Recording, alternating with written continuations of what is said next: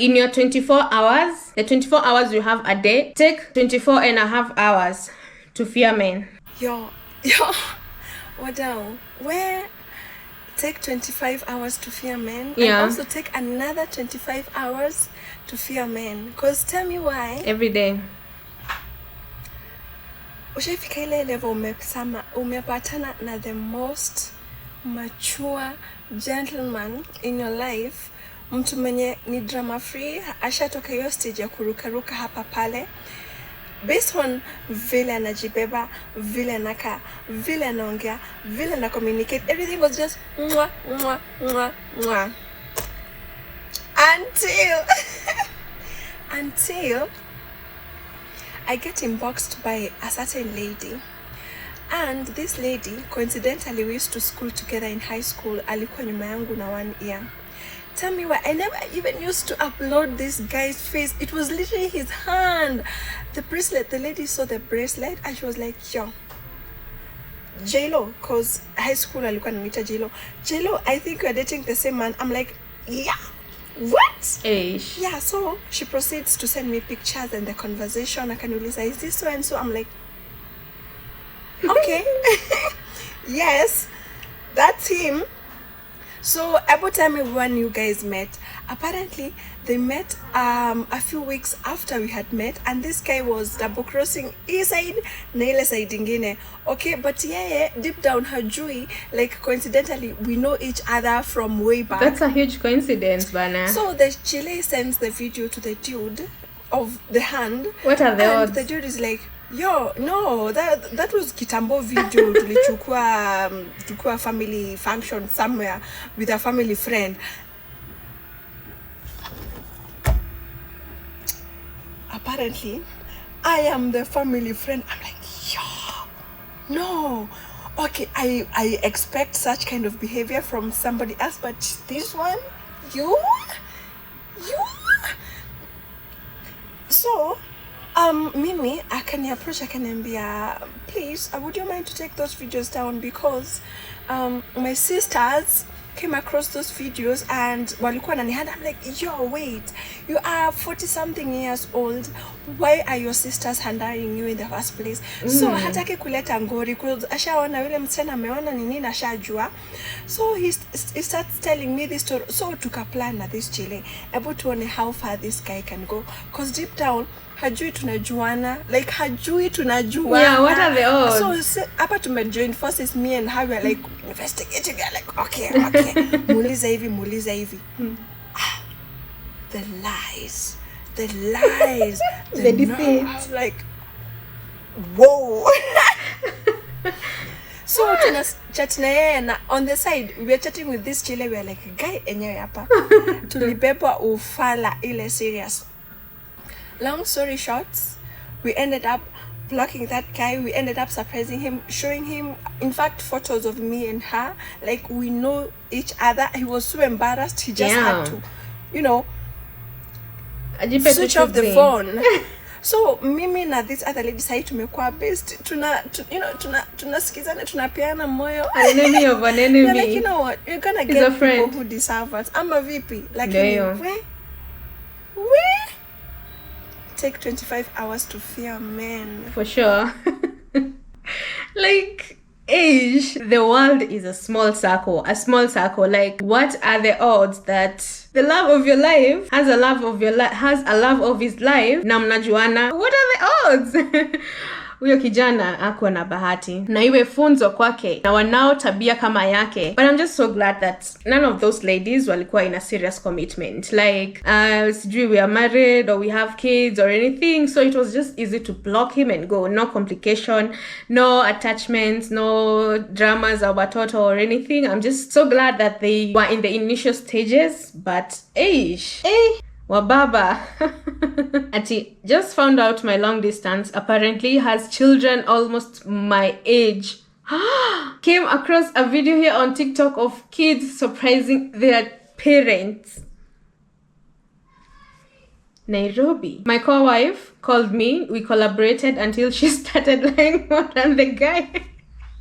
One of you is gonna go back secretly. I said what I said. Kwanza ile kitu imenibamba ni the sisterhood. You guys mlisimama pamoja and you were like, no, we cannot take this type of. So yeah, big up to you guys, and you're surely going to find people who deserve you.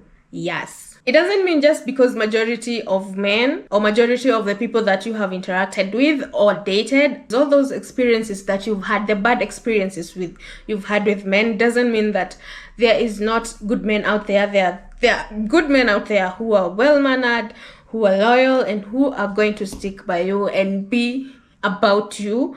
So usichoke, the right one is going to come eventually. What's up? How are you today? You're well? So there's a book I'm reading, and it just got me to wonder or think, how safe is cohabitation? Cohabitation is living with a man or a woman who you're not legally married to. Keyword over here is legally married to. Now, so there's a man who was living with his girlfriend, or in this case we can say kamuste wife. Then he met a newbie. Meeting a newbie, he pursued the newbie. He would wine and dine the newbie. Hey. While all along he did not break up with who? The lady he's living with. He found the love of his life. Okay. Now, this continued for a while until he decided he wanted to marry who? The newbie. Remember, the man is cohabiting with another one. So you know what the man did? The man went and broke up with this other one. Yes. He was like, listen, I am in love with somebody else. So of course she went bananas, because I'm guessing alikuwa naenda hizo, if you do wine and dine, wine and dine, especially proper wining and dining, they don't serve a lot of food. So I'm guessing alikuwa anamaliza kufresha mrembo, anaenda nyumbani, anafanya nini? Anakula chakula. Alafu anafanya nini? Alafu maybe anakula mpishi. Alafu maybe kule akihaga, akiambo, baby, thank you so much for today. I enjoyed myself. And the newbie was hugging the man. Angesikia nguo inanuka nini? Star Soft. Well kept. You know who was doing all that? I'm guessing, suspecting. It was who? The one that he was cohabiting with. So here's the thing. He knew he's going to marry the other one, the newbie, right? Alifanya church wedding na newbie.